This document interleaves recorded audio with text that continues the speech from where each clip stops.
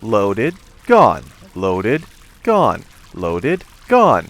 Hello and welcome back to Let's Play Splatoon! In the last episode, we took care of the second of the great octa weapons. In this episode, we're going to the third area.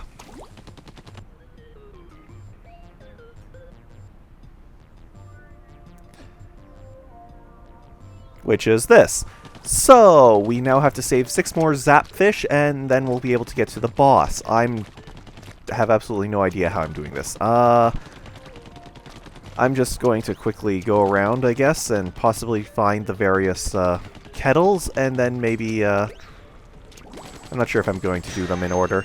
Actually, doing them in order is just a giant pain, so I'm just going to do them as I find them. Invisible avenues. Find your path. So, the gimmick here is invisible pathways that you need to use ink to reveal. And oh boy, this is going to be a pain later. So let's quickly talk about amiibo functionality and how I'm going to do it.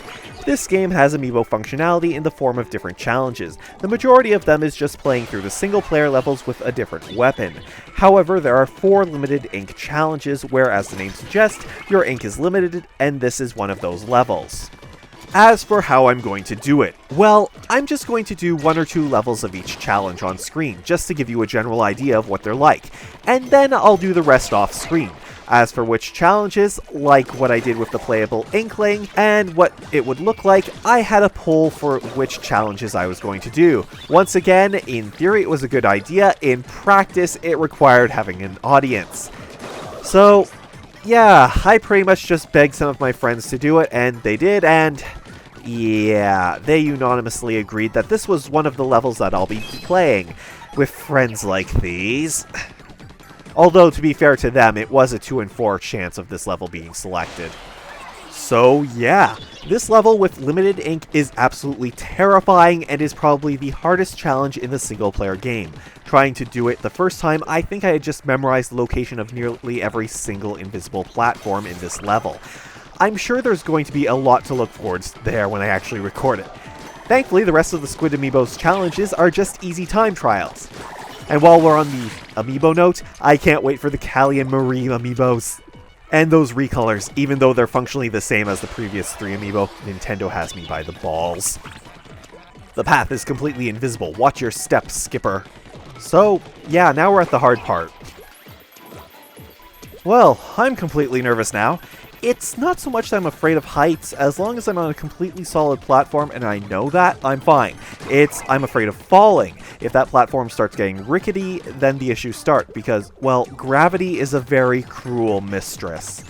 But between invisible platforms and spots where you actually have to spend ink to climb up, and the squeegees, and, well, everything else, this level is just one giant nerve-wracking hell in limited ink.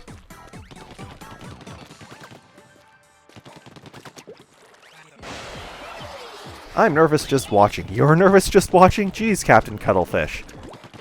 How do you think I feel? Well, thankfully the nerve-wracking part in normal gameplay is over. In limited ink, the true hell is just getting started. Although I love that you only need to shoot those balloons once to cause them to explode.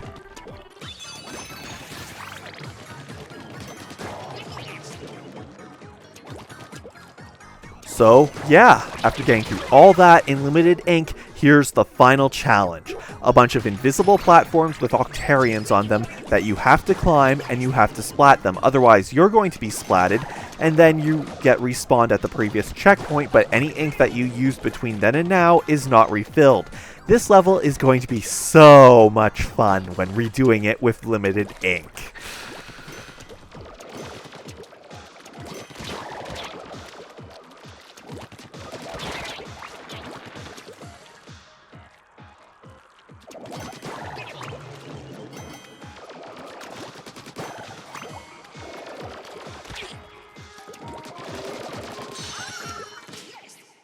Okay, there's our Zapfish here.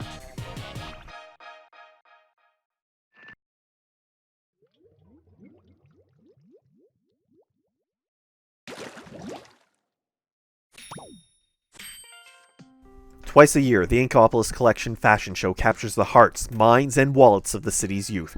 Is there no room in these creatures' minds for anything but battle and fashion? No. Anyways, the next thing that I'm going to do is actually upgrade the gear. The things you get to upgrade are the hero shot's rate of fire, the ink tank's capacity, and then the bomb's blast radius. You can also unlock the other two bombs. Burst bombs explode upon any kind of contact, while seekers will seek out a target and leave a trail of ink that you can swim in. With more than one type of bomb, you can switch the bomb you're using with the control pad. Now let's find the next level that we're going to do.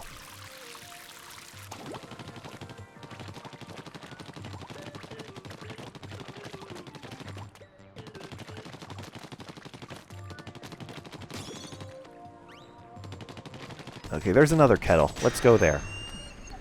Ooh. More octolings.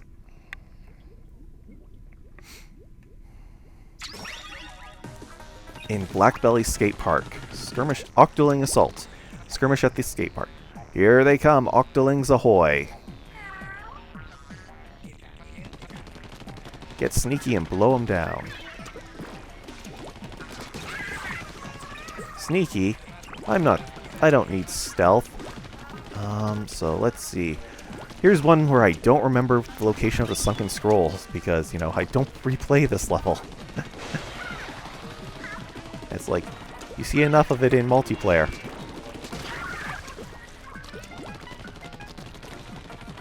Although there are some minor differences, like in multiplayer there's a little thing right here. Padded thing to protect you, so let's see. And honestly, in my opinion, Blackbelly Skate Park is one of the better multiplayer stages. At least it's not Moray Towers, laggy charger hell, ink brushes and rollers just standing up on the higher ground and sending ink down. At least with Skate Park you really only have to worry about if there's an Inkling in the middle tower, and if they have a charger or splatling. And even then, there's still plenty of ways to approach them to splat them, instead of climbing up the ramps, and you better have a super attack ready to try and push away the Inklings that are waiting and attacking you.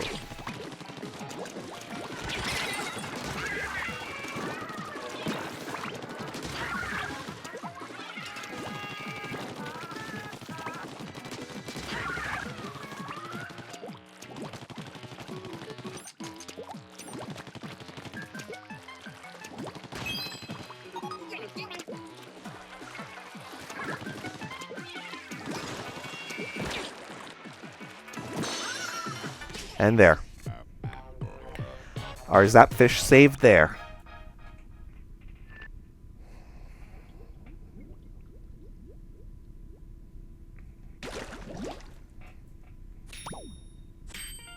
Lady Luck shone down on the Inklings, and historians today agree that the Inklings' victory over the Octarians was mostly due to their superior number of limbs. Wow. Really? Just the amount of limbs. That's the only factor. Wow.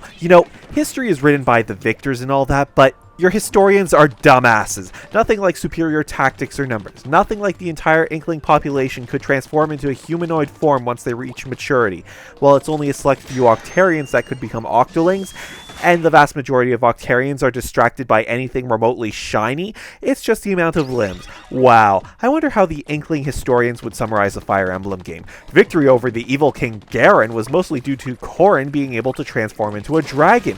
Victory over the evil goddess was because Ike fought for his friends. And no, I don't think the amount of limbs had anything to do with it. The picture was showing the Inklings in their human form. In that form, they have 4 usable limbs. Their hair is designed to look like the other 6, but it doesn't appear to be usable. It just looks cool. Also, wow, the Inklings' education must suck. Hey class, today we're talking about the Great Turf War. We won it because we have more limbs than those 8-legged freaks. Remember, if you ever see one, scorn and ridicule them for being different and born that way. So, yeah, Inkling historians are dumbasses, and I fear for a fictional race's education. I guess that's all I have to say about that. Otherwise, I don't think there's a whole lot to say about this level, since the gimmick is pretty self-explanatory. Just wait for things, and don't get knocked off. Go into squid form to pass through the fences in the middle and avoid being pushed off.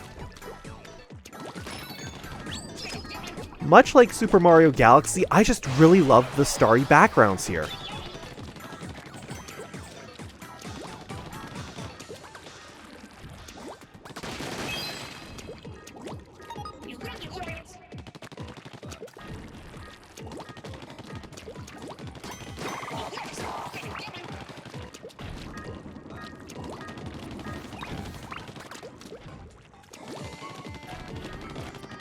Curses, tarps, my one weakness. Well, that and if they shut off all the moving parts so I couldn't move forwards. No, really, why does this have to be on all the time? Aren't the Octarians in the midst of an energy crisis? And they've got to be wasting energy moving all of these giant platforms all the time. But then again, I just may be looking at these through the eyes of a human. Maybe I can't comprehend the pure genius of the Octarian designs and how these moving parts are actually completely 100% totally necessary.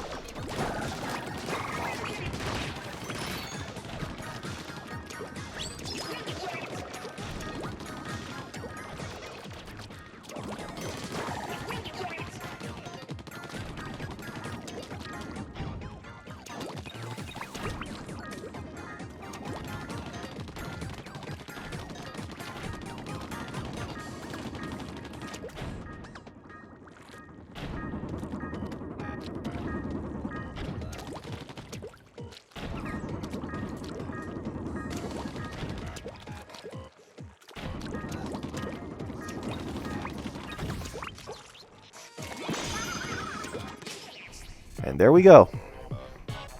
Shifting Splatform's Midnight Rendezvous. Complete.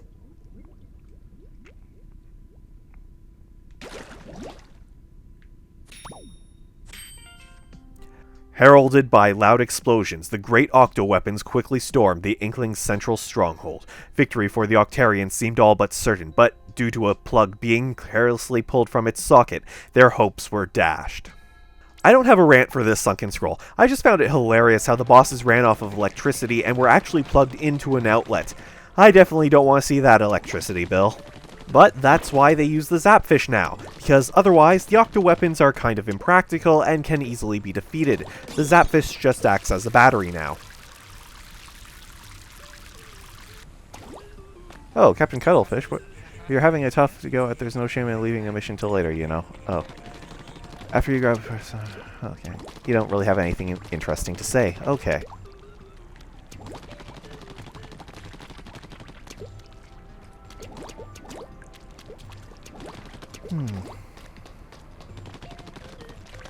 Oh, I was already up here. Let's see.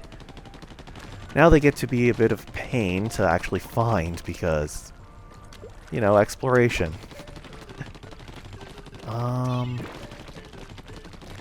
What? Yeah. Yes, there.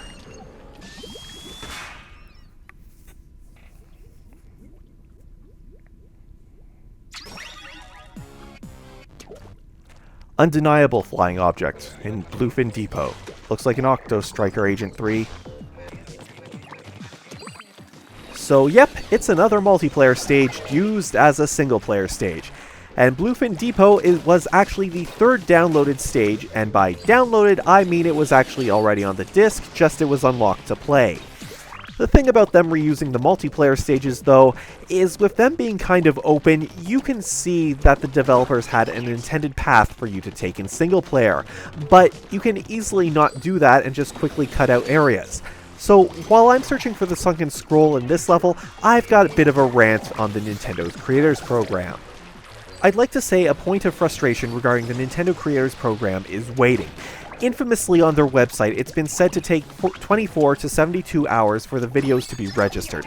In my experience, it's done in less than 8 hours. If I post at night, by the time I wake up, it's been registered. The long part is getting caught by copyright bots. It takes too damn long for the claims to be revoked after the video has been registered. But that just may be on YouTube and Google's end since they're infamously slow. Due to how I'm doing these videos, I'm going to be uploading them and then scheduling them. Anyways, the reason I'm bringing this up is because I'm going to a convention and doing these videos in advance and setting them to post at a certain time.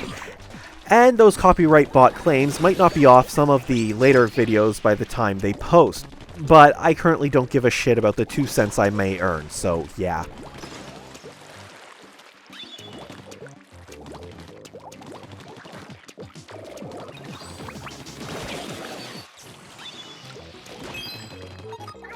Oh, there, okay.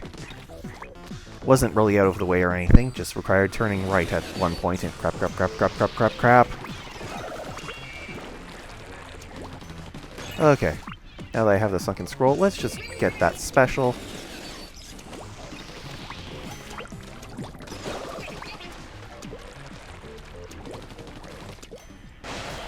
Oh, it's only a bubbler, which is a protective barrier.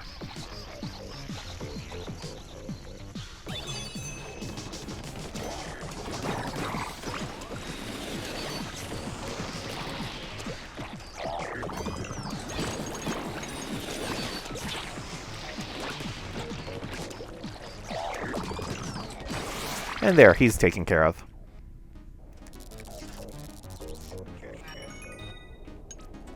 Aye, well done.